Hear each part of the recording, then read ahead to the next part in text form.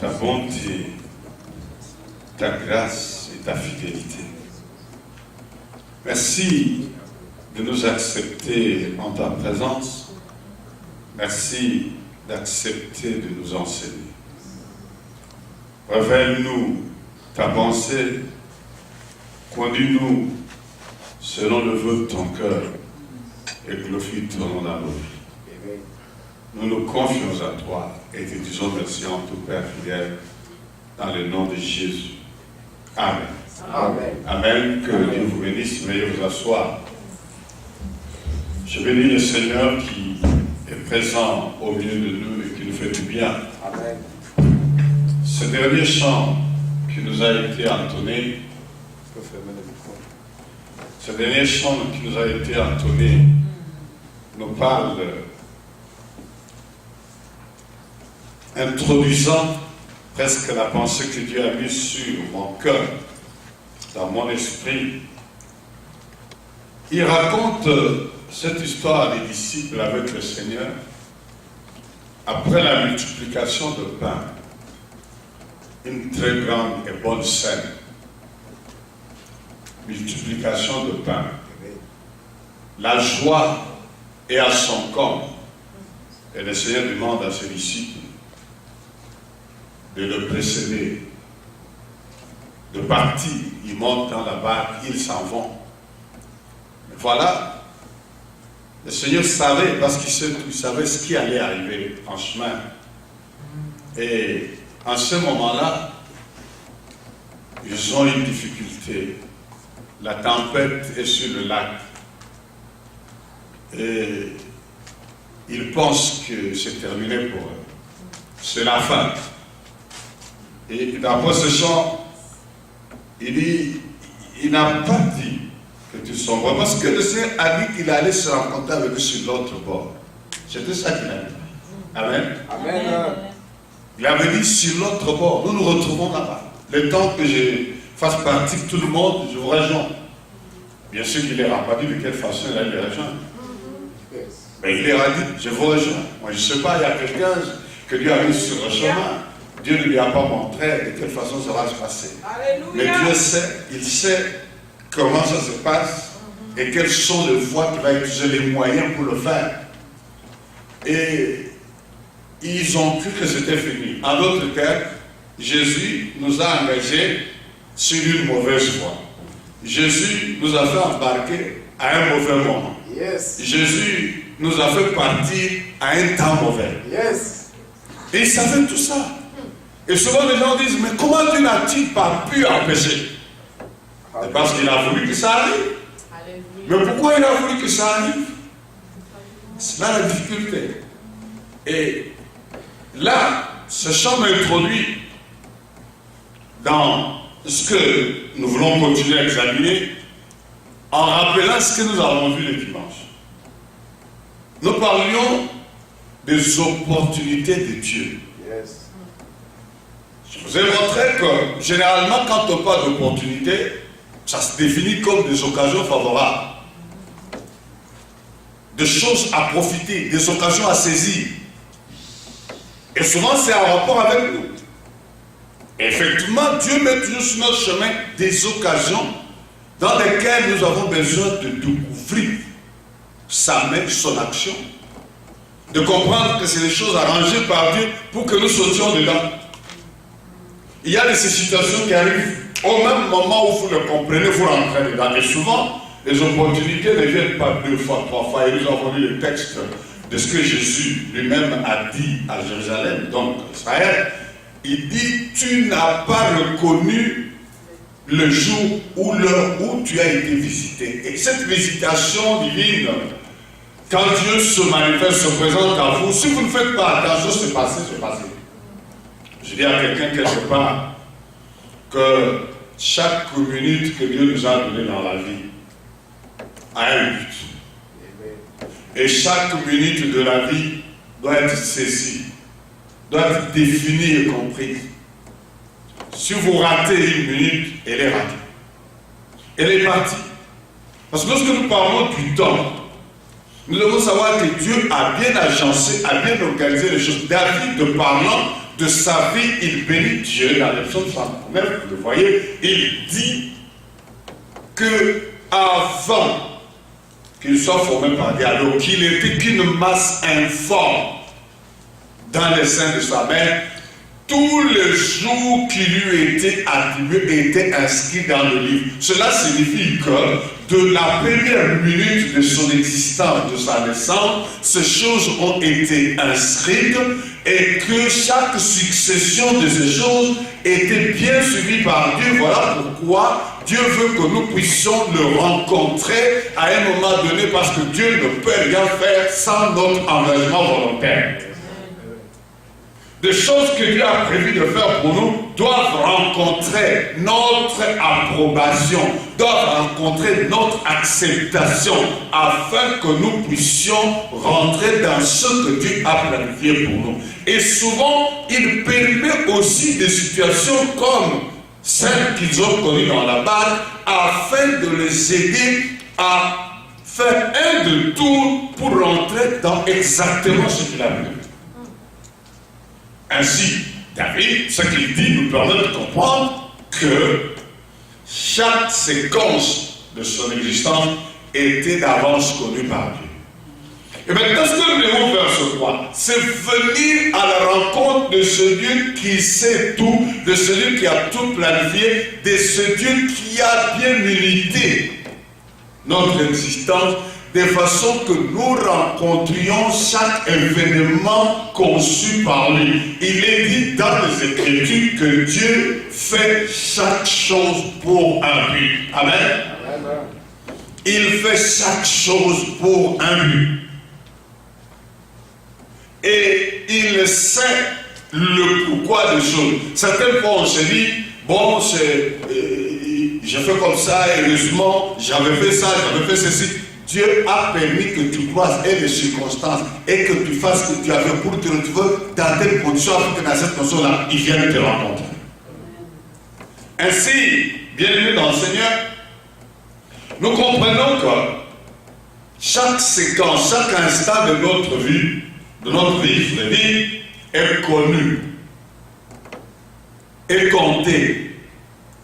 Et chaque minute que nous rencontrons dans notre vie, nous devons en faire l'utilisation qu'il faut. Nous devons rencontrer le plan de Dieu dans cette minute-là. Si nous ne le saisissons pas, la minute-là est perdue. Et je voudrais dire à quelqu'un, si tu as déjà perdu un temps, tu as déjà perdu une minute, ne t'occupe plus à récupérer cette minute-là. Occupe-toi de ce que tu dois faire du temps qui te reste. Amen. C'est pour cela que la Bible, Paul écrit aux Éphésiens, il leur dit, ne vous conduisez pas comme des insensés, mais soyez sages et rachetez les temps. Racheter les temps ne voudrait pas dire récupérer les temps perdus pour accomplir des choses qui étaient prévues. Non, des choses que vous avez perdues, vous avez perdu. Parce que chaque minute est programmée par Dieu. Hâtez-vous d'accomplir la minute actuelle avec son contenu. Et nous avons besoin de saisir et de comprendre les pourquoi des choses, le plan de Dieu, et de faire au moment prévu des choses que Dieu a prévues pour nous. Je ne peux pas me réveiller aujourd'hui le matin et commencer à vouloir comprendre ce que j'ai raté de faire hier. Nous aurons le temps d'examiner certaines de ces choses, mais plus tard, chercher à comprendre ce que j'ai raté de faire hier pour commencer à le faire aujourd'hui. Non, ce que j'ai raté de faire hier appartenait à hier. Amen. Je dois comprendre qu'est-ce que je dois faire aujourd'hui. Seigneur, pardonne-moi d'avoir raté ce que je devais faire hier, mais maintenant aide-moi à ne pas passer à côté. Je dois comprendre ce que tu as planifié, qu'est-ce que tu as prévu pour moi, afin de pouvoir marcher dans ce que tu as voulu pour moi aujourd'hui. Nous avons compris, en parlant des opportunités de Dieu, que, en dehors du fait que Dieu agence des choses pour que nous puissions comprendre en telle occasion, telle situation, qu'est-ce que nous devrions faire, qu'est-ce que Dieu a prévu pour nous, Dieu permet certains contacts dont apparemment vous ne comprenez pas pourquoi. Moi je dis toujours, ce n'est pas un hasard que Dieu met deux personnes en rencontre, en contact. J'ai toujours pris avec beaucoup de respect des relations que Dieu met sur mon chemin, des contacts que Dieu met sur mon chemin. Parce que moi, je n'ai rien préparé, je n'ai rien voulu. Si Dieu permet que je rencontre un homme, une femme, un frère, une soeur, c'est que Dieu sait pourquoi. Et je dois faire attention parce que je ne sais pas ce que cette relation-là peut engendrer là devant. Peut-être que maintenant, elle n'est rien. Vous savez, bien aimé dans le Seigneur, mon premier voyage à l'étranger, partant du pays où j'étais, en Afrique, sûr, pour l'étranger, et ma première visite, c'était en France, il y a des années. Comment suis-je arrivé en France? Là, je témoigne un peu en parlant des relations et des contacts. Je suis allé à l'époque invité dans un pays. Je ne vais pas donner trop de précisions pour ne pas remonter jusqu'à l'identification des personnalités. Mais dans ce pays-là, j'ai été faire un travail d'enseignement de la parole de Dieu. Et c'était un pays voisin au mien. Il a un jeune homme, vraiment jeune homme, à peine 17, 18 ans je pense. Il était vraiment un jeune homme. Est venu vers moi. Sa grande sœur lui a parlé de moi. Parce qu'il avait besoin d'aide. Il avait besoin d'entretien avec un serviteur de Dieu. Il décidait de parler puis avec un serviteur de Dieu. C'était un tout petit. Le bonhomme est venu vers moi. Sa soeur m'a dit que mon frère voudrait parler avec toi. Et j'ai pris mon temps. Je me suis mis à côté. Nous avons parlé avec ce jeune homme.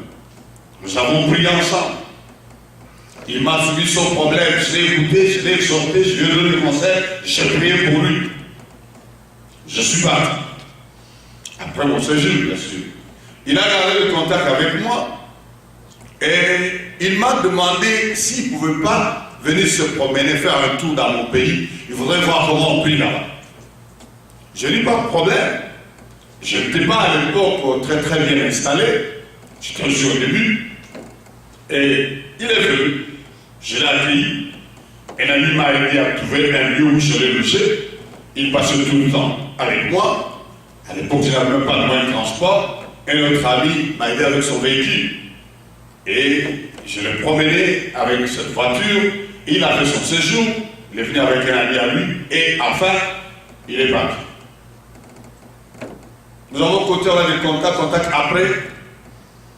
Les contacts ont été coupés.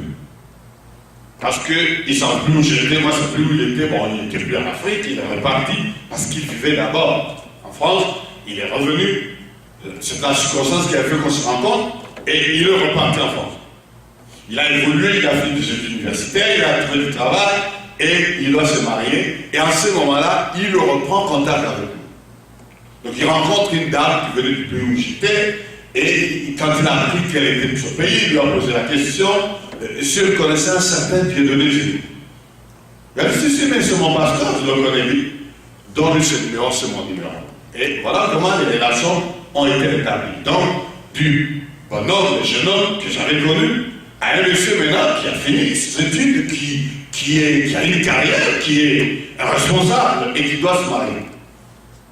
Et nous rentrons en contact, je parle avec lui, il me dit qu'il veut se marier et qu'il a vraiment besoin que j'aille en France. Et il m'envoie l'invitation, il fait tout ce qu'il faut, et voilà, je me retrouve à Paris. Et celui qui vient prendre à l'aéroport, je suis arrivé un peu en retard par rapport à son programme de mariage. Je n'ai pas pu jouer un rôle à ce mariage. Je le trouvais, il venait se marier avec peut-être 2 semaines. Parce que l'obtention du visa a fait un retard par rapport à ce voyage. Mais enfin, ce n'était pas vraiment pour le mariage. C'était parce que Dieu qui avait donné cette connexion longtemps avant savait qu'en cette période-là, par ce canal-là, au travers de ce jeune homme, j'entrerai dans un pays au travers duquel le ministère va se dessiner, des contacts vont être donnés. Amen. Amen. À partir de ce jeune homme, je suis parti et tous les voyages que j'ai effectués en Europe par après, ont été ouverts par ce contact, par ce premier voyage.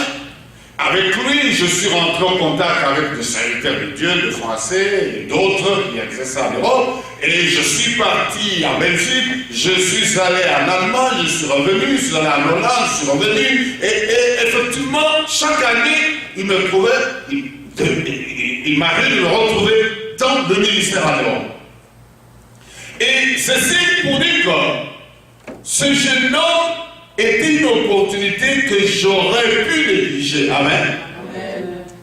C'est de cette sorte d'opportunité que j'ai parlé en disant les opportunités que Dieu nous donne. Mais il ne s'agit pas encore des opportunités de Dieu lui-même. Donc ce jeune homme était une opportunité, mais moi je ne pouvais pas le savoir parce qu'à ce moment-là, ce n'était pas visible. Bien aimé dans le Seigneur, les opportunités que Dieu vous donne peuvent ne pas avoir sur elles des mentions que je suis une opportunité. Ça peut être juste quelque chose de négligeable, quelque chose de passage. Et toi, tu peux négliger ça. Tu peux ne pas voir ce que Dieu voit. C'est ainsi qu'on doit faire attention aux circonstances, au concours de circonstances, au temps, aux événements. Et les gens qui sont habitués à choquer, à blesser, à grandir, ils ne savent pas combien ils ont dû eux-mêmes détruire de choses qui leur ont été préparées par Dieu. Et c'est ça qui fait que le Seigneur dit à Israël combien j'ai lutté pour te rassembler. Si tu savais ce qui appartient à ton destin, à ta destinée, à ton futur, si tu savais qu'est-ce que j'avais prévu pour toi, mais hélas, tu n'as pas reconnu le jour où tu as été visité. Amen. Dieu nous visite tous les jours ici, mais nous ne savons pas. Nous ne savons pas. Parce que nous n'avons pas la capacité de reconnaître. Et nous avons besoin que Dieu nous aide.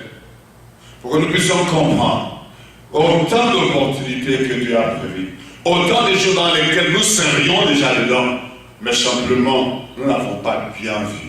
Nous ne l'avons pas saisi au moment où il fallait. Ça peut être une opportunité pour des choses qui se feront 10 ans après. Des choses plus importantes, mais ça peut être ici sans signification. Amen. Sans signification. Notre Seigneur, le fait qu'il ait été négligé et méprisé par les hommes, c'est le fait qu'on ne pouvait rien voir de bon. Esaïe dit, il avait ni beauté ni éclat pour attirer nos regards. Nous l'avons méprisé le dernier. Et lorsque Paul en parle, il dit, s'il l'eût connu, s'il était dans son éclat de la vérité, de la réalité de sa personne, il n'aurait jamais outragé, persécuté le roi de gloire. Amen. Il y a des personnes que si Dieu vous les avait manifestées telles qu'il les voyait lui en ce moment-là, vous auriez pu changer comme l'homme aime l'intérêt, changer d'attitude vis-à-vis. Mais Dieu permet toujours que ça se fasse, non pas l'intérêt, mais pour l'accomplissement de ses desseins. Une dame, lorsque nous avons commencé le travail en Afrique, et elle est venue prier avec nous alors qu'on était à peine 5-10 personnes. Elle priait dans une église plus loin où il était responsable. Elle était chargée des finances de cette église. Quand elle est venue, elle a prié avec nous. Nous ne faisions même pas encore de culte de dimanche. Elle a prié avec nous en semaine, je crois un certain mercredi. On fait toujours le mercredi.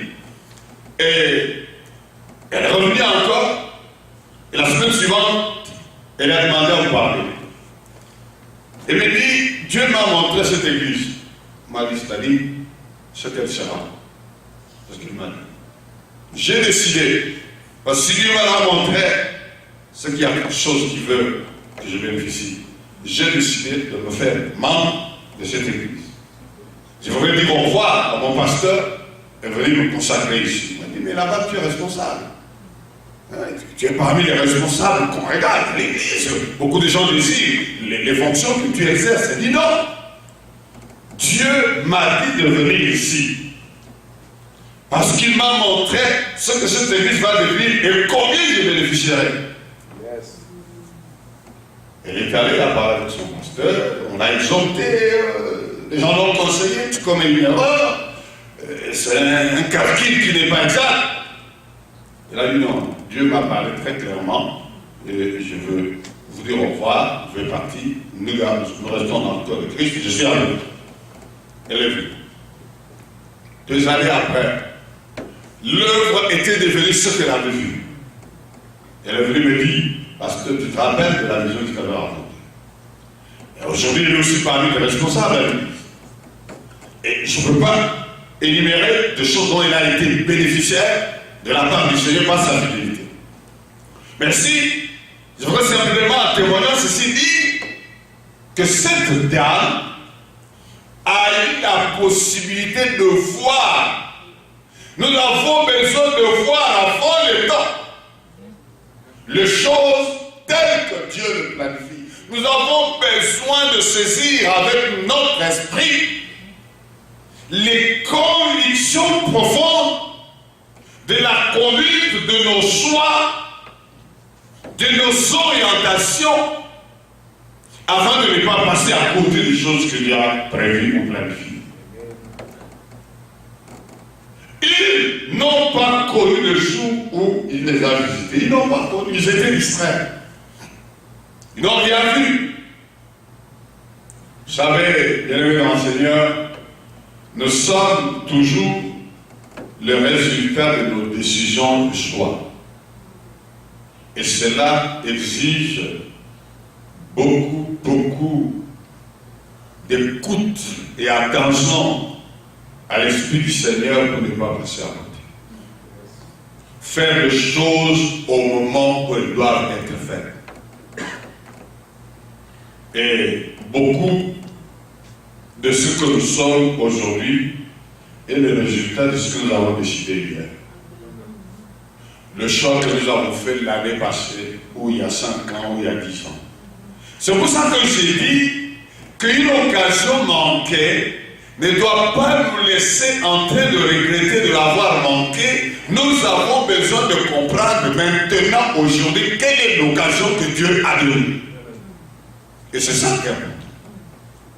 Beaucoup de gens continuent à pleurer sur hier, pleurer sur le passé. Je dis que nous aurons le temps peut-être de l'examiner à d'autres occasions. Arrêtez de faire le deuil du passé et des erreurs du passé. Levez-vous aujourd'hui, comprenez quelle est la volonté de Dieu. C'est ça que Paul dit aux Éphésiens. Ne soyez pas inconsidérés, mais comprenez aujourd'hui, ne vous conduisez pas comme des insensés. Comprenez aujourd'hui quelle est la volonté de Dieu, car les jours sont mauvais. Alors faites attention à cause des jours tels qu'ils sont aujourd'hui. Comprenez avec précision et exactitude quelle est la volonté de Dieu pour vous aujourd'hui. Ça, c'était pour nous permettre encore de bien asseoir la saisie des opportunités que Dieu nous donne. Mais nous avons eu à parler des opportunités de Dieu lui-même, des occasions que Dieu lui donne lui-même à atteindre ce qu'il a prévu. Il arrive que nous sommes totalement dans les difficultés de saisir toute opportunité, toute occasion que Dieu nous donne, alors Dieu en crée. Amen.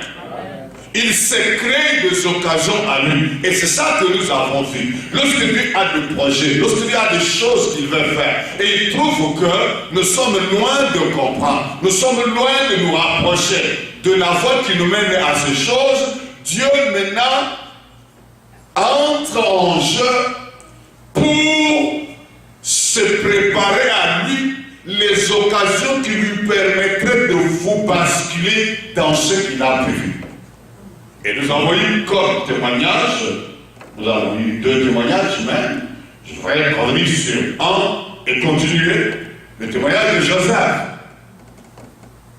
Ce jeune homme, dans une famille où il n'est pas né, il a 2 frères avant lui.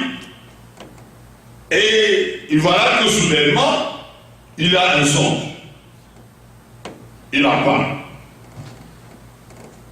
On a fait ce qu'on a fait. Il revient, il a un autre songe. Il en parle. Et les aînés trouvent ce petit, il a des ambitions, il ne considère pas l'ordre que Dieu a imposé dans la famille, il ne considère pas les grandeurs telles que prévues par Dieu, il veut aller au-delà. Il veut se faire grand, il se prépare à empêcher ces choses. Ils attendent l'occasion. Vous voyez, lorsque je parle des occasions favorables, comprenez qu'il n'y en a pas que du côté de Dieu. Là où il y a une occasion favorable pour Dieu, il y a aussi la recherche d'une occasion favorable pour Satan. Ce jeune homme, il est en cause. Lui, il a les songes et visions de Dieu. Mais il n'est pas encore ces choses-là. Et Dieu est à la recherche d'occasions favorables pour introduire ce jeune homme dans des choses qu'il lui a montrées. Au même moment, Satan, qui sait maintenant que ce jeune homme a un projet sur lui de la part de Dieu, Satan aussi travaille pour trouver les occasions favorables pour empêcher ce jeune homme d'entrer dans les choses que Dieu a prévues. Amen. Et ce qui va se passer, c'est que chacun cherche quelle est l'opportunité, quelle est l'occasion qui lui permettrait d'accomplir sa vision à lui. Chacun, j'entends par là, Dieu et Satan. Dieu, qui est l'auteur de la vision, il cherche comment ramener Joseph dans la réalisation de ces choses. Et le diable, qui est contre la vision, il cherche comment distraire Joseph, comment l'éloigner, comment l'empêcher. Et Dieu observe toute situation et toute circonstance. Qu'est-ce que Dieu va faire? Satan va inoculer dans les frères de Joseph la haine et la jalousie. Il trouve un moyen favorable que lui-même crée. Il introduit la haine chez ses frères et il va se servir de la haine pour arrêter les visions. Dieu voit, et c'est ça qui est merveilleux, mon frère, ma soeur. Dieu voit le projet, comment il se décide. Dieu décide d'entrer dans ce projet-là. Amen. Vous me comprenez? Dieu entre dans le projet. Mais il entre d'une manière non visible, non remarquable. Bien aimé dans le Seigneur, certaines situations de ta vie, qu'importe d'où ça vient, celui qui les décide, quand il décide, ton Dieu est au courant, et quand Dieu le laisse faire, c'est-à-dire que Dieu s'associe à ce projet-là afin d'aboutir par l'accomplissement de ce que lui a prévu. C'est comme ça que le diable, lors de la croix, a aussi mal calculé. Il est toujours un mauvais calculateur. Il a fait le calcul, il est rentré dans Judas. Il a créé qu'il pouvait le trahir en le vendant. Il a fait tout le scénario. Il a prévu même comment on allait l'achever. Il faut le punir comme on punit les malfaiteurs. Il doit mourir d'une manière honteuse et humiliante sur la croix. Tout ça, ça a été préparé par Satan. Et lorsque Pierre fait son discours, sa prédication, il annonce ces choses. Vous l'avez tué, nous en sommes témoins. Et lorsqu'ils ont prié dans la chambre, après l'interdiction de ne pas parler au nom de Jésus, ils ont rappelé à Dieu. Pilate et ce peuple se sont liés pour accomplir des choses que ton conseil avait arrêtées 2 avant. Bien aimé dans le Seigneur, il y a des choses que le conseil de Dieu a arrêtées, mais que vos adversaires pensent créer en ce moment-là. Dieu s'est associé à les idées impures pour arriver à aboutir à l'accomplissement de quelque chose qui soit à votre faveur. C'est ce qui s'est passé pour Joseph. Dieu est entré d'une manière non remarquable dans le projet. Et voilà que le papa va être aussi incité par Dieu pour envoyer Joseph voir son frère et les rapporter à manger. Oh, c'est pas pour rien qu'on appelle le maître de temps et de circonstances. Il sait gérer le temps, il sait utiliser les circonstances. Et en cela, je crois que nous devons simplement lui faire confiance. Nous devons simplement savoir qu'il veille sur toutes choses. Amen. Le maître de temps et circonstances, il a permis que Joseph soit envoyé. Joseph est parti. Pendant que Joseph arrive, ils sont assis là, ils ne sont pas seuls.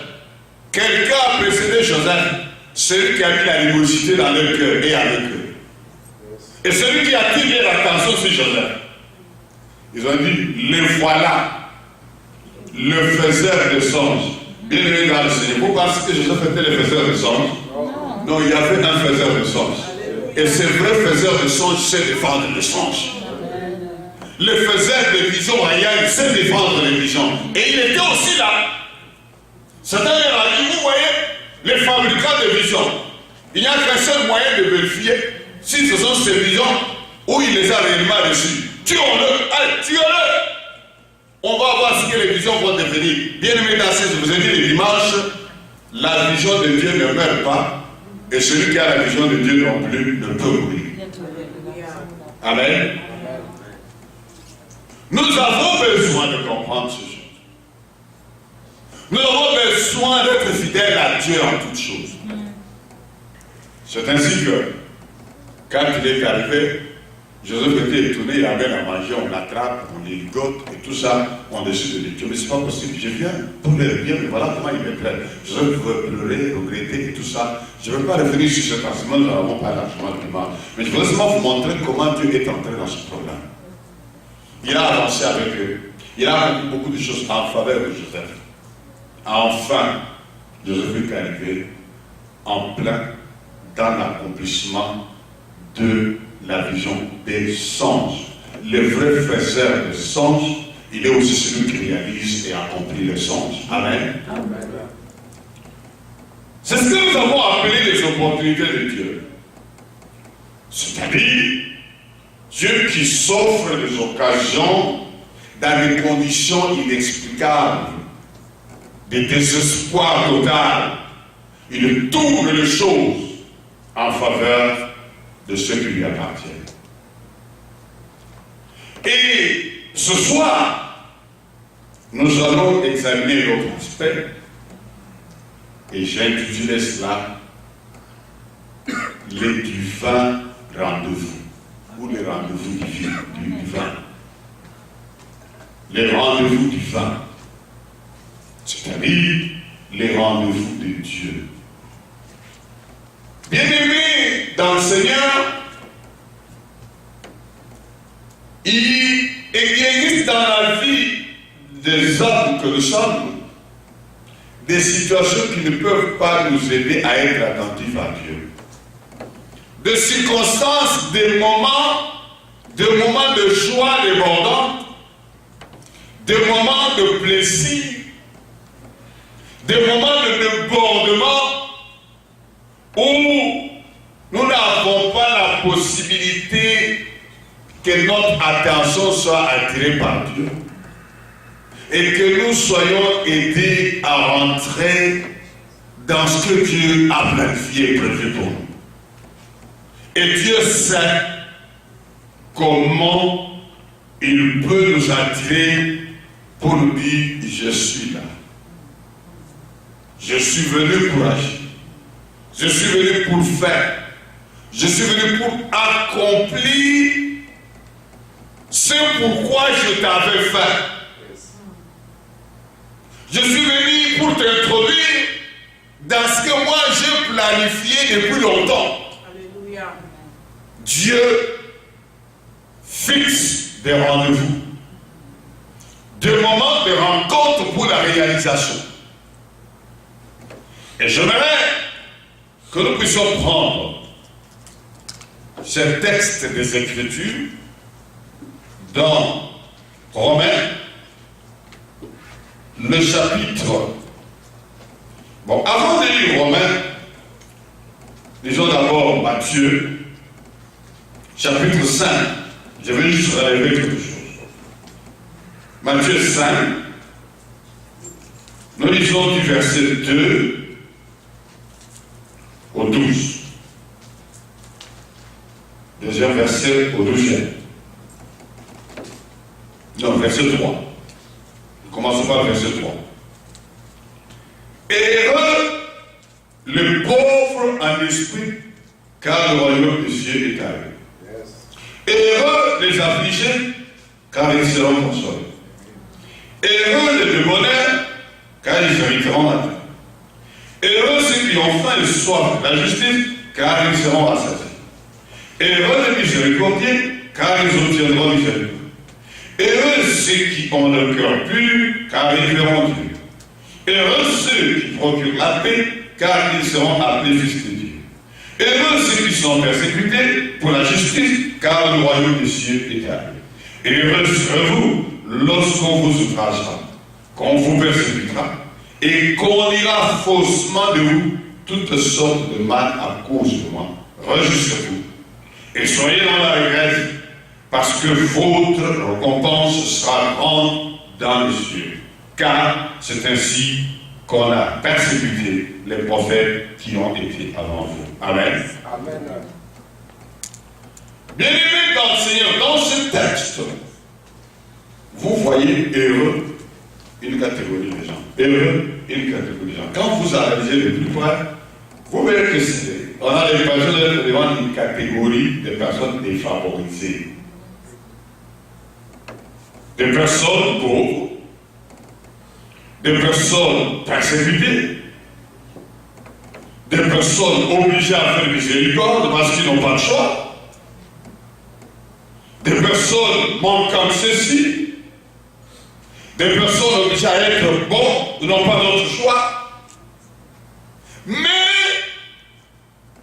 ensuite, car ils seront, car ils obtiendront, car ils auront. Amen.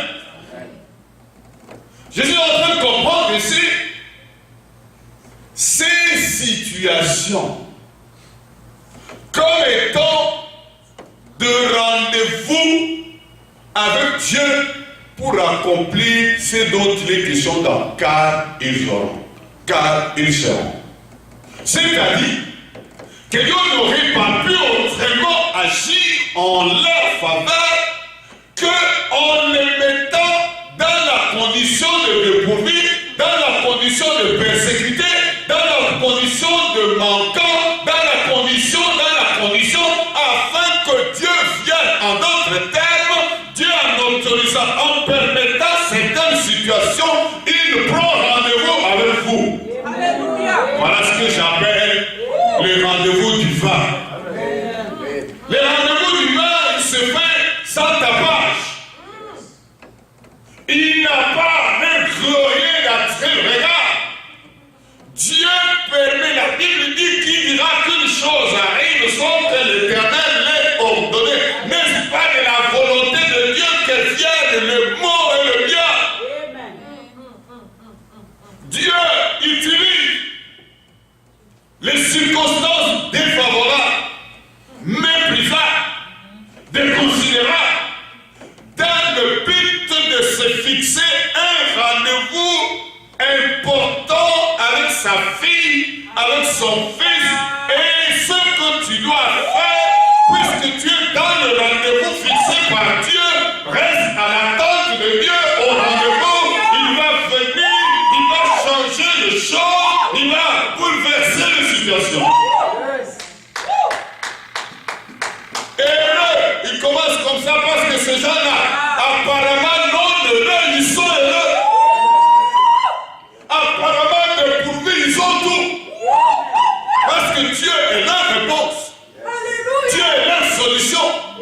Dieu est leur soutien. Et il dit, heureux serez-vous lorsqu'on vous outragera, lorsqu'on dira toutes sortes de mots, toutes sortes de mensonges, de diffamations sur vous à cause de moi. Il dit, ils ont fait ça aussi pour les prophètes, mais c'est ainsi que vous aurez votre récompense. Bien-aimés dans le Seigneur, Dieu vous fixe un rendez-vous.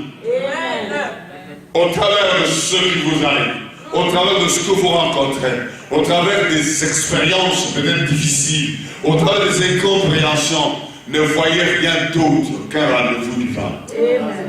Dieu voulant se manifester, voulant agir en votre faveur, il vient avec un rendez-vous dans lequel il veut que vous le connaissiez, il veut que vous rentriez dans les choses pour lesquelles il vous a fait. Bien-aimés dans le Seigneur, le rendez-vous de Dieu était sur le lieu où le frère de Joseph était. Joseph est parti là-bas, c'était pour donner la nourriture, mais ce n'était pas pour ça. C'était pour commencer le long voyage vers sa destinée. Et ce long voyage n'était pas un voyage de joie, c'était un voyage de pleurs, de tourments. Et pendant que Joseph y marchait, il était loin de savoir que ce voyage-là, sa fin, ce sera l'élévation en Égypte, Joseph devenant la deuxième personnalité d'État dans ce pays.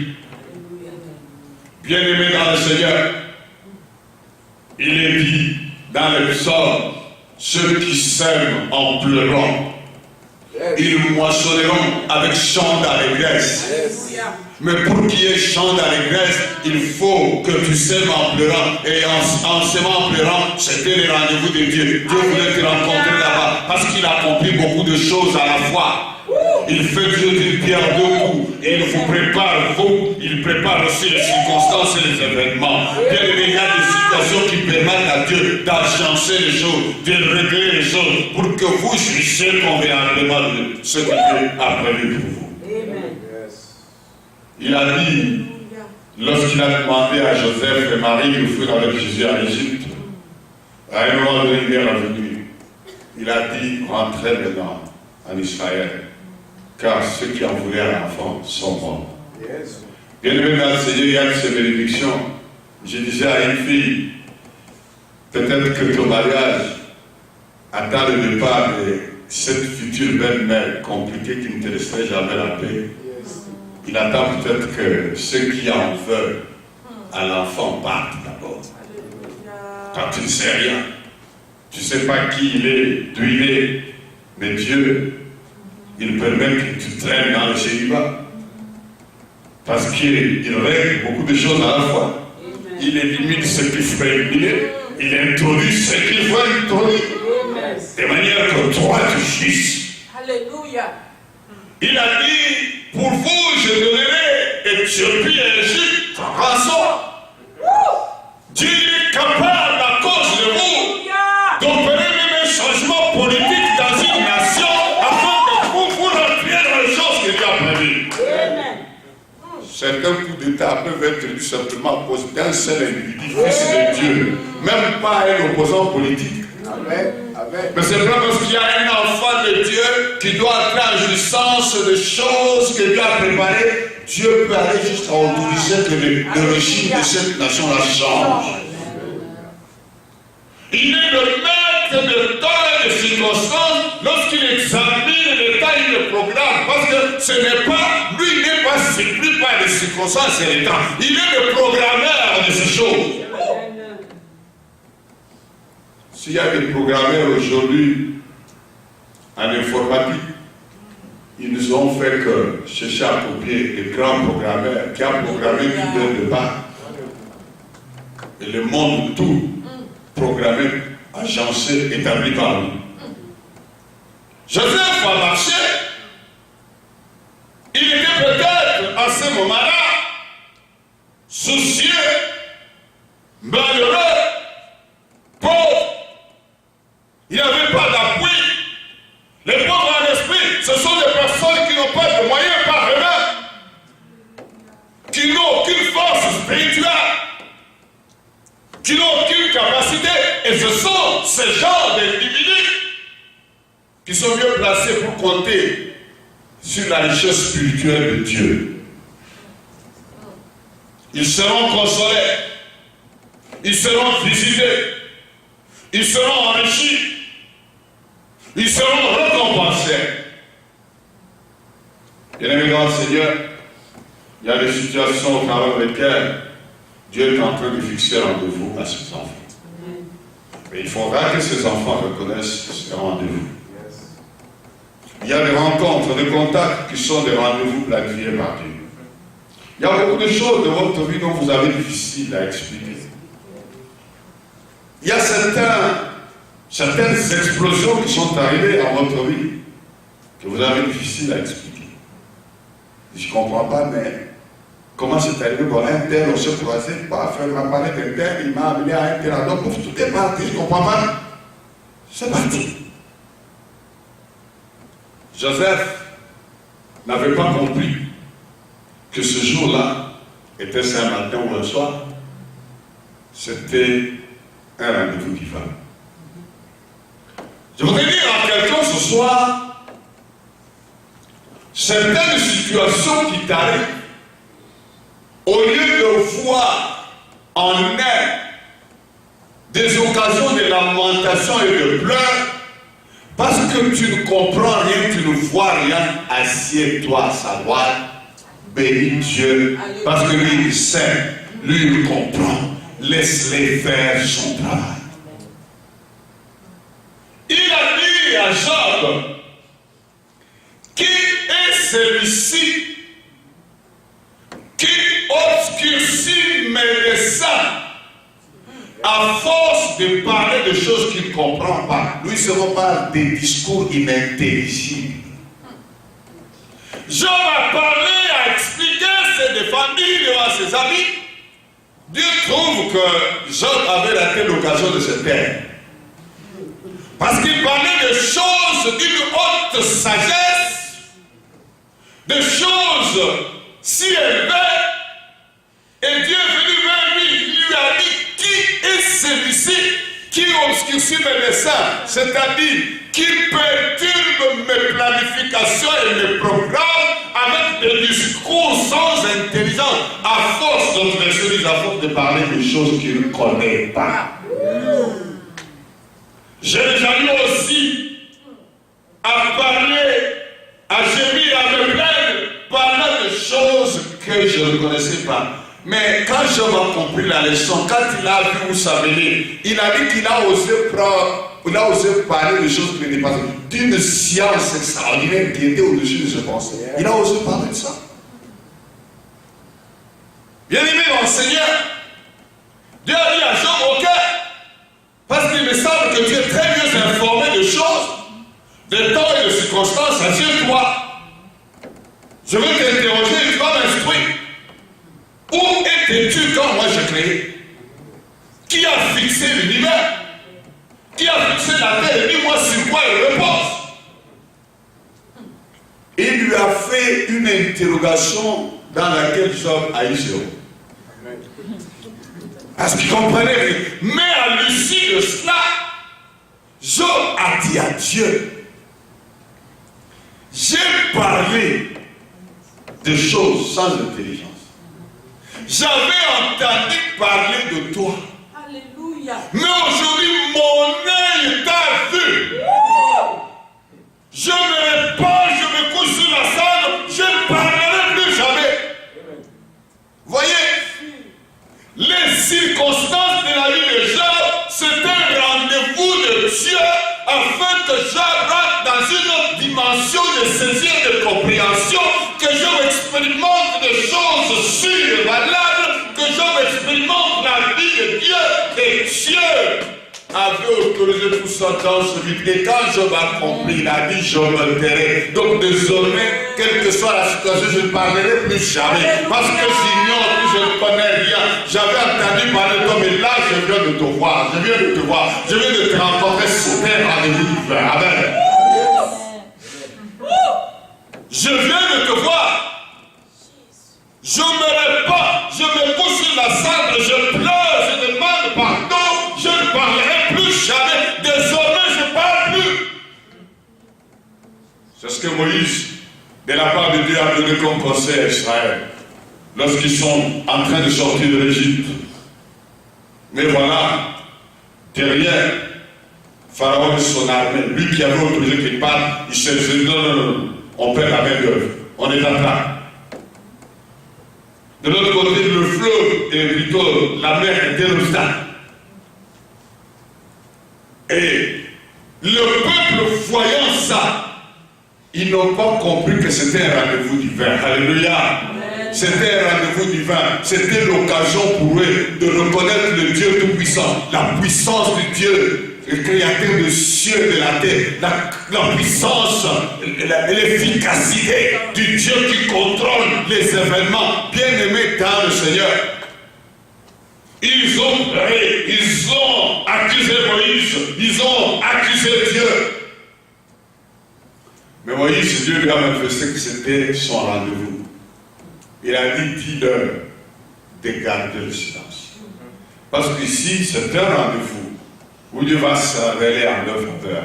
Ils vont découvrir Dieu dans de nouvelles prouesses, dans des capacités dont ils n'avaient pas connaissance avant. Ils ont vécu des miracles en Égypte. Ils ont dit, bon, c'est peut-être des phénomènes météorologiques. Mais il fallait que Dieu, devant ce peuple, accorde un rendez-vous. Et quand Dieu accorde le rendez-vous, il met en face des circonstances opposées. Il met en face des occasions de pleurs. Il met en face des occasions de dénigrement et de manque, d'abandon, de désespoir. Et ils étaient là, mais ils ne savaient pas que c'était le rendez-vous fixé par Dieu. Ils étaient là devant le désarroi total, devant l'épuisement total. Ils n'avaient rien. Bien aimé dans le Seigneur, il m'est déjà arrivé aussi de me retrouver à des occasions où je n'avais pas tout de suite compris que c'était du rendez-vous divin. Bien aimé dans le Seigneur, Dieu a toujours un rendez-vous au travers lequel il veut vous amener à une autre dimension. Il veut faire avec vous des choses qui vont au-delà de ce que vous aviez connu jusque-là. Il a dit à Israël, je veux faire une chose que vous ne croirez pas si on vous la raconter. Je veux faire une chose nouvelle. Je veux faire une chose qui va vous dépasser. Et avant de faire cette chose-là, Dieu crée les circonstances. Dieu organise les temps. Il pose les rendez-vous. Pharaon était en train de venir. Ils ont commis l'erreur. Moïse ne connaît pas bien le pays. Il les a entraînés par le chemin de la mer. Il n'y a pas de pont là-bas. On va voir comment ils vont aller. Ça les a encouragés, renforcés. Nous allons les attraper. Bien-aimés dans le Seigneur, celui qui travaille contre vous, celui qui médite contre vous, il se dit, enfin je l'ai eu. Il a commis l'erreur grave de son existence. Bien-aimés dans le Seigneur, Dieu passe toujours par des choses faibles du monde afin de confondre celles qui sont. Et bien-aimés dans le Seigneur, c'est ainsi que lorsqu'il vous conduit, il vous amène dans les terrains où vous devenez vulnérables.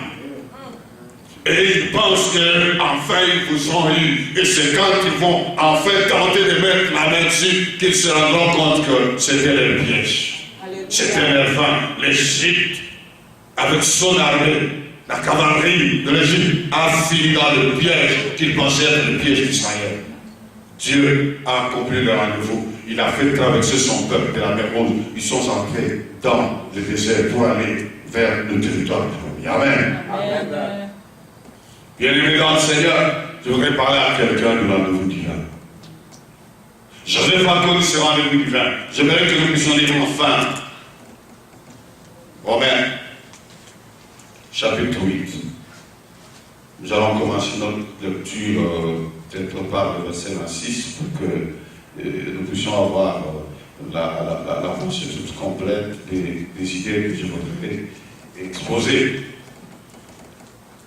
À partir du verset 26, Romains 8, à partir du verset 26, il dit, de même aussi, l'Esprit nous aide dans notre faiblesse. Amen. Car nous ne savons pas ce qu'il nous convient de demander dans nos prières. Amen. Mais l'Esprit lui-même intercède par le souffle inexprimable. Et celui qui sonde les cœurs connaît quelle est la pensée de l'Esprit. Parce que c'est selon Dieu qu'il intercède en faveur des saints. Nous savons du reste que toutes choses concourent au bien de ceux qui aiment Dieu, de ceux qui sont appelés selon son dessein. Amen. Amen. Je vais lire ce texte dans une autre version de ce même pour simplifier encore la lecture, la saisie. De même, l'Esprit vient nous aider dans notre faiblesse. En effet, nous ne savons pas prier comme il faut. Mais l'Esprit lui-même intercède en gémissant d'une manière inexprimable. Et Dieu, qui scrute les cœurs, sait ce vers quoi dans l'Esprit. Car c'est en accord avec Dieu qu'il intercède pour ceux qui appartiennent à Dieu.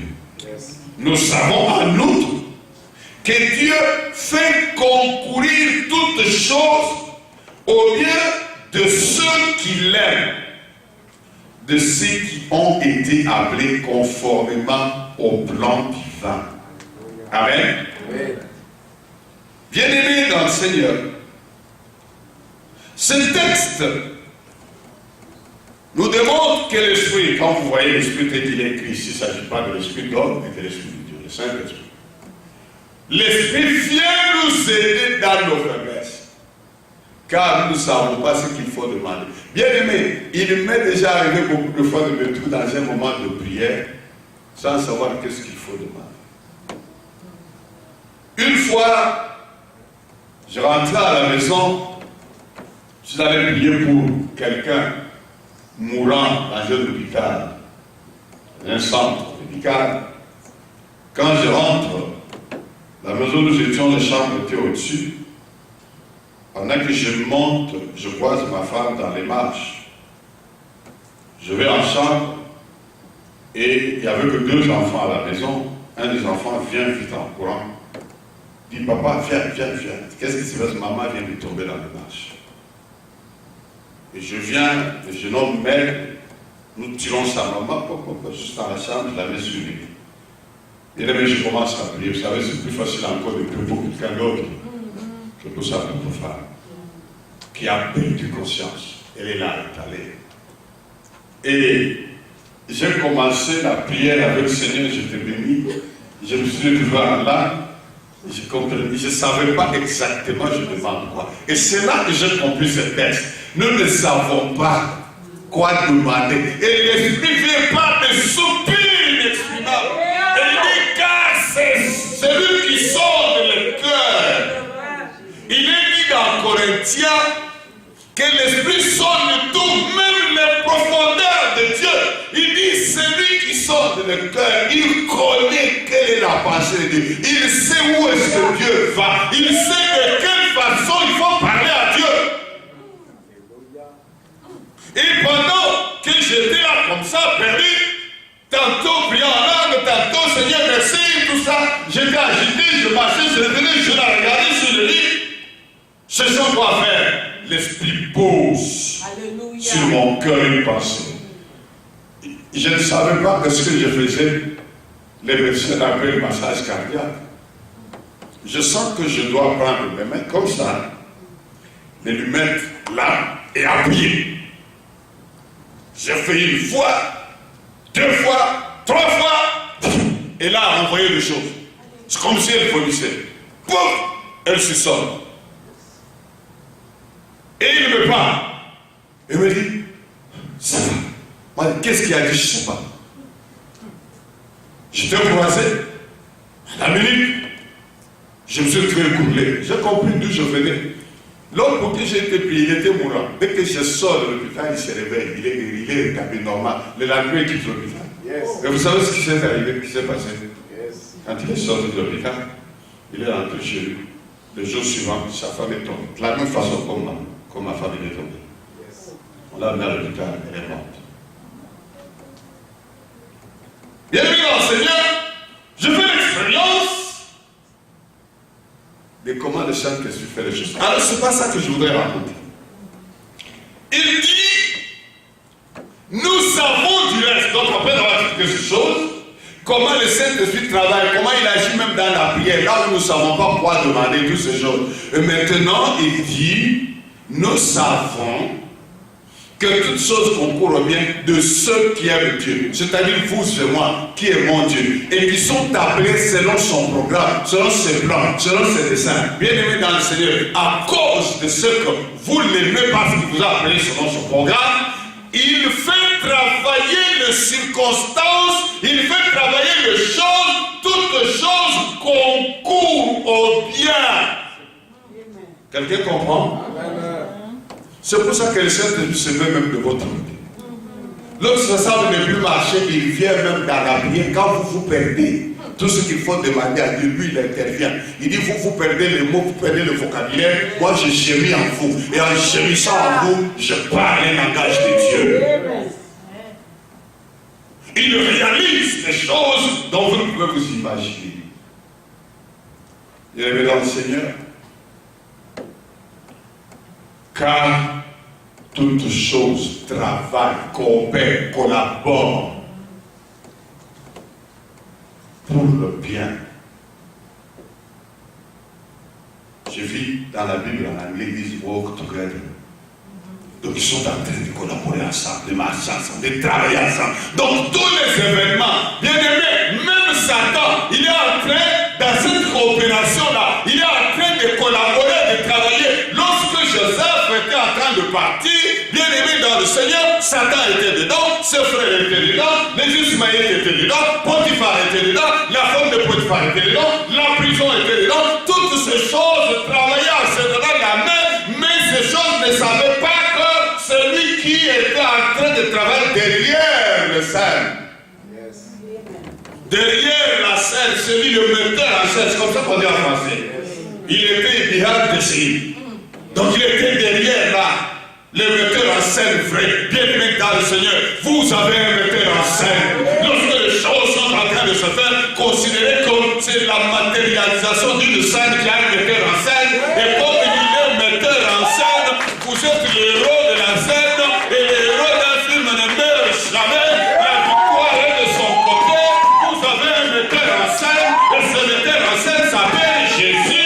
C'est lui qui vous connaît avant que vous soyez formés dans le sein de votre mère. Il a déjà travaillé le scénario, il est le metteur en scène, il agit derrière les tableaux. Lui, on ne le voit jamais. On connaît les héros. On dit, ah, ce type-là, il est terrible. Et quand on le voit dans son film, j'aime ce film. Il est très fort, mais lui, il n'est que le résultat d'un metteur en scène. Je suis venu dire à quelqu'un ce soir que vous avez un metteur en scène formidable, que votre vie est une scène qui a déjà été mise en marche par celui qui est le metteur en scène vrai, et il est derrière les scènes, derrière les événements, il est en train d'agir, il est en train d'opérer, et c'est celui qui vous conduit. Et c'est pour ça que nous devons le bénir, nous devons le glorifier, car toutes choses concourent au bien de ceux qu'il aime et qu'il a appelé selon ses desseins. Vous êtes de ceux qui l'aimez, et si vous l'aimez, c'est parce qu'il vous a appelé. Ainsi, gardez votre courage. Ne laissez aucun événement vous abattre. Ne laissez rien vous démoraliser. Vous sauterez tête haute. Vous voyez, quand vous regardez un film déjà bien conçu, on a tout fait pour que les héros, il passe par des situations de problèmes, de difficultés, mais quand enfin il sort, il finit le héros du film, il finit le champion. Et une sœur m'a dit, les héros d'un film ne meurent jamais. C'est lui sur qui tout le film est décidé. Et vous êtes cet héros. Mais qui vous a fait héros? Le metteur en scène, celui qui vous a fabriqué. Lorsqu'on donne des Oscars pour les acteurs et des réalisateurs de cinéma, il y a toujours un prix du meilleur metteur en scène, du meilleur réalisateur.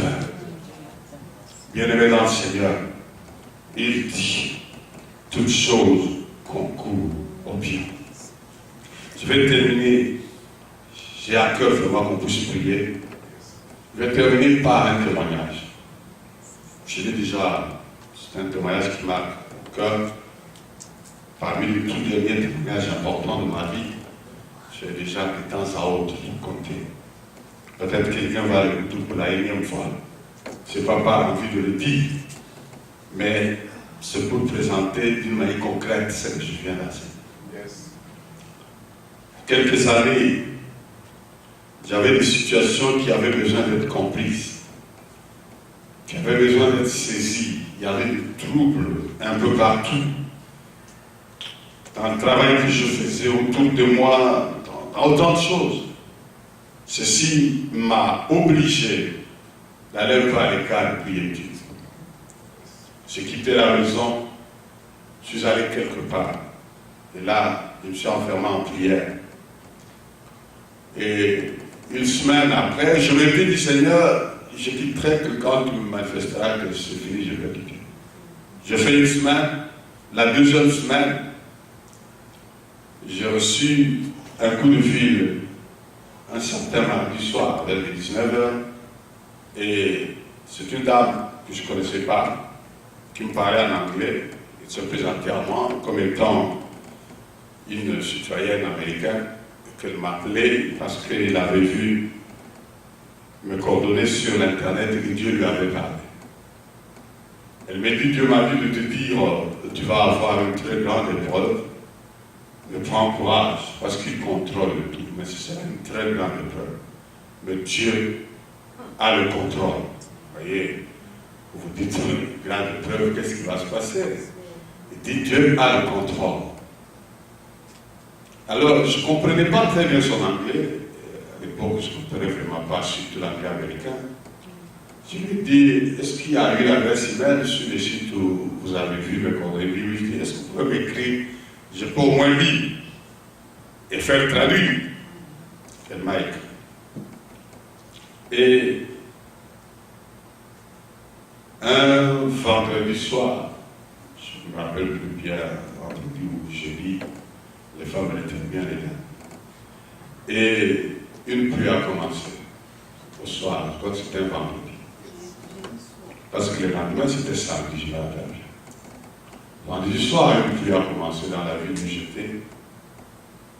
Une très forte pluie. Elle augmentait en intensité. Elle augmentait, elle augmentait, elle augmentait. Et là, j'ai senti, j'étais à genoux en train de prier pendant que la pluie tombait. Et la pluie rentrait même là où j'étais. Je montais sur les lits.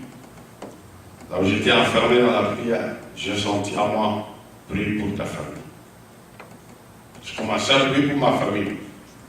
Nous ne savons pas comment prier. L'Esprit vient au secours dans nos faiblesses. J'ai demandé quoi pour ma famille, je savais pas. Je me mets à prier pour ma famille. Et en gémissant, le Saint-Esprit gémit en moi. Il élève une prière au trône. Et en ce moment-là, mon téléphone sonne. Je regarde. Je vois le numéro de ma dernière fille apparaître. Elle était encore toute petite, je ne sais pas, 6 ans, 7 ans. Je me dis, mais comment elle peut m'appeler à cette heure, en pleine pluie? Il était dans les 1h du matin, 1h moins. Je réponds, c'est son grand frère, celui après qui elle vient. Celui qui est au téléphone. Il me dit, papa, prie pour nous, nous sommes en train de mourir. Je ne sais pas si vous avez déjà eu un message comme ça, vous êtes resté sur le pied. Moi, je dis, coupe, je l'appelle. Quand je l'appelle, je dis, passez-moi maman. Maman est dans une forte émotion. Elle ne peut pas me raconter quelque chose de précis. Elle dit, ça va pas, il y a l'eau partout. Je comprends rien. Je dis, ok. Passe-moi les grands garçons. Donc, mon fils est né. Cela me dit, papa, c'est très grave. Nous savons que le Seigneur est avec nous, mais il est possible que tu ne nous voies pas dans quelques instants. La maison est pleine d'eau. Nous sommes montés sur le levier de la buanderie, mais l'eau n'est plus loin de nous, c'est à des centimètres. Tout est parti. Nous sommes dans une eau qui ne fait que déborder. Et il me dit qu'il y a du courant, l'électricité. Ils ont marché dans l'électricité, dans l'eau qui avait déjà dépassé les niveaux de prise électrique. Tous les électriciens n'ont pas pu m'expliquer qu'est-ce qui s'est passé. Étaient-ils devenus des personnes en caoutchouc ou comment c'était? Je ne sais pas. Mais Dieu sait ce qui s'est passé ce jour-là. Bien-aimés dans le Seigneur, je dis coupe, j'appelle pour le secours, pour qu'on demande de découper l'électricité dans le quartier. Et j'appelle la police, et nous envoyons le secours qui n'est jamais passé, jusqu'aujourd'hui où je vous parle. Et au moins le courant avait été coupé. Parce que j'ai rappelé la maison, ils m'ont dit, c'est parti le courant. Et je reste avec eux en ligne, je ne sais pas quoi les raconter. Donc, j'assiste à la mort de toute ma famille au téléphone, en direct. Et J'entends, boum. Je dis, qu'est-ce qui se passe? Mon fils me dit, je ne sais pas. Et après, il me dit, ah, quelque chose vient d'arriver. Du quoi? Il dit, l'eau sort. Au lieu de monter, l'eau sort. Et le boum qu'on a entendu là, c'est les murs de l'autre côté qui s'est renversé. Et comment les murs s'est renversé? On avait un véhicule qui a été transporté par l'eau. Un véhicule est parti, un deuxième a été amené, pouf, il a bloqué la porte. Quand il a bloqué le portail, il a fait un pont et une sorte de barrage, l'eau a débordé avec la puissance de l'eau, pouf, l'eau a ouvert le chemin. Et le grand fleuve est parti, emportant tout ce qui était dans la maison, c'est parti avec ce fleuve.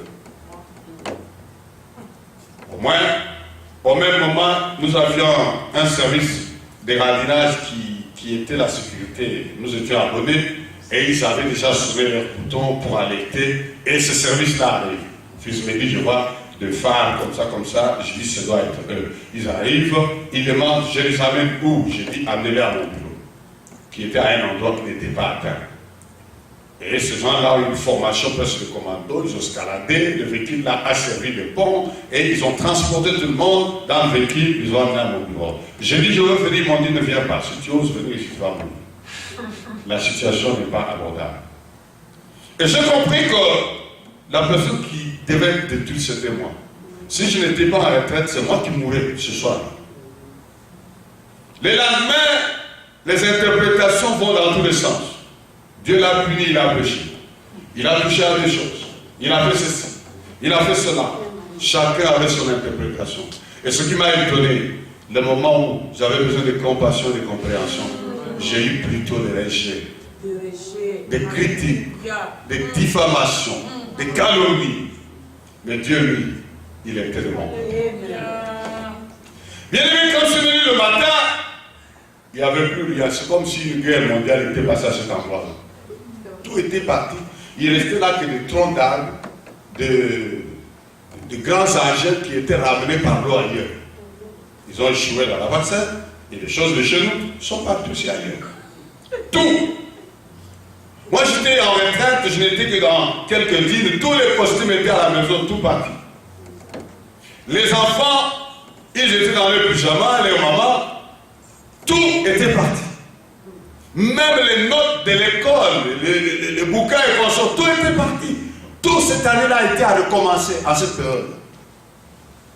Qu'est-ce qu'on a fait? On a dû simplement prendre les notes de leurs amis. J'ai amené à mon bureau, j'ai fait des photocopies. Il n'y avait pas moyen d'écrire.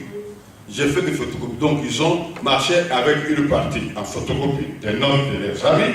Et Dieu soit loué, ils ont tous réussi cette année. Bien aimé dans le Seigneur, ce que je voudrais dire, c'est que quand nous nous retrouvons devant une maison vide, il n'y a plus rien, nous ne savons que faire. Et Dieu me rappelle ce que cette servante de Dieu m'avait dit. Et je lui ai écrit pour lui faire le témoignage. Et voilà comment la porte des États-Unis va s'ouvrir pour moi. Cette dame me dit, je voudrais que tu viennes en Amérique. Nous avons besoin de ton témoignage. Je suis venu. Je me suis fait accompagner d'un interprète qui a témoigné et qui a interprété mon témoignage. Je n'ai rien fait d'autre. J'ai assisté à la conférence sur le bac. L'année suivante, ils m'ont rappelé. Je crois vers la fin de l'année, ils m'ont rappelé. Je suis venu. Et ils m'ont donné rendez-vous à une de leurs conférences en Afrique. Afrique anglophone, Zimbabwe, Zambie, autres. Je suis parti. Et ils m'ont enfin écouté, comme ancien de la parole de Dieu. La dame m'a dit, notre organisation a besoin de votre travail. Nous ne sommes pas une église, nous sommes une organisation, on travaille dans le corps de Christ. Nous voulons travailler avec toi. Et ils m'ont mis mon nom dans l'organisation, je commençais à venir ici en tout temps. Quand ils ont des organisations, je viens, je travaille avec eux. Et ils m'ont proposé, pourquoi je ne viendrais pas m'installer ici? Pour faire ce que je peux faire, mais travailler avec eux. Parce qu'ils sont convaincus que ce n'est pas par hasard qu'on s'est rencontrés. Ce tour-là, c'était un rendez-vous divin.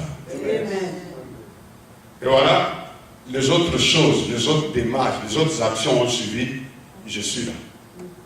La cité de refuge est là. Amen. Comment c'est arrivé? Il y a eu une inondation quelque part dans l'histoire.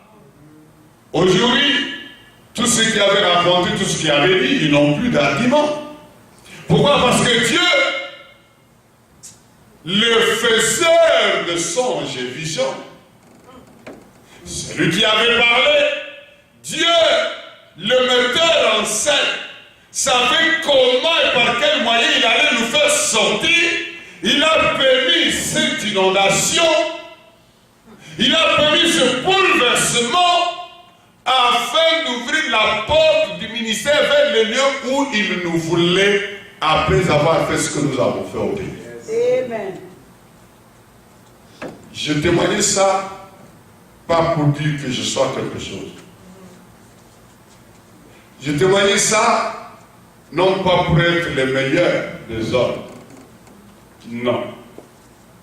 Peut-être les bénéficiaires de la grâce, les grands bénéficiaires de la faveur. Vous savez, quand on bénéficie de la grâce, on a de la faveur.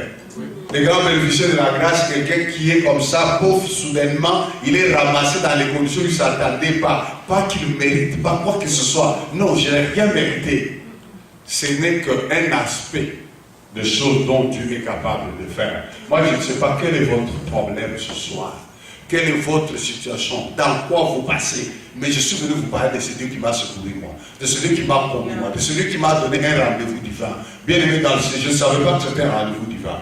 Je ne pouvais pas comprendre cela. Mais c'est Dieu qui a tracé ce rendez-vous. Le metteur en scène véritable. Il a encore plus de choses à faire aujourd'hui. Il n'a pas fini de mettre en scène le jour. Certaines difficultés que je peux connaître aujourd'hui, c'est encore des moments qui préparent de multiples rendez-vous divins pour ma vie, pour mon ministère et pour vous qui êtes déjà désormais comptés dans mon ministère. Amen. Que le Seigneur vous bénisse.